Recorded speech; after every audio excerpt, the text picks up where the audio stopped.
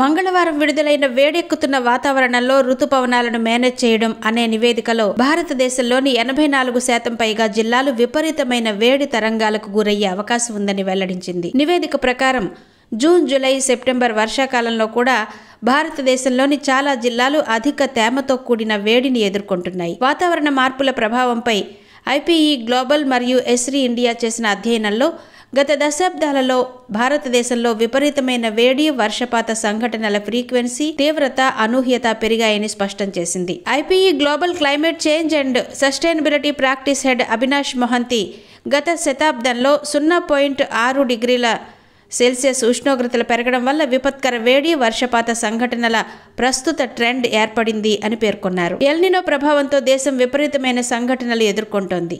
కేరళలో ఎడతెగిన వర్షపాతం ఎపిసోడ్ల కారణంగా కొండ చర్యలు విరిగిపడ్డాయి.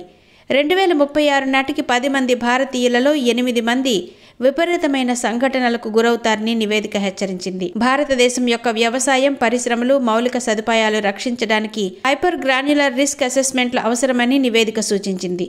అలాగే క్లైమేట్ రిస్క్ అబ్జర్వేటరీలు ఏర్పాటు చేయడం ద్వారా భవిష్యత్తులో హీట్ వేవ్లు, విపరీతమైన వర్షపాత సంఘటనలు తగ్గించడానికి అవసరమైన చర్యలు తీసుకోవాలని నివేదిక సిఫార్సు చేసింది.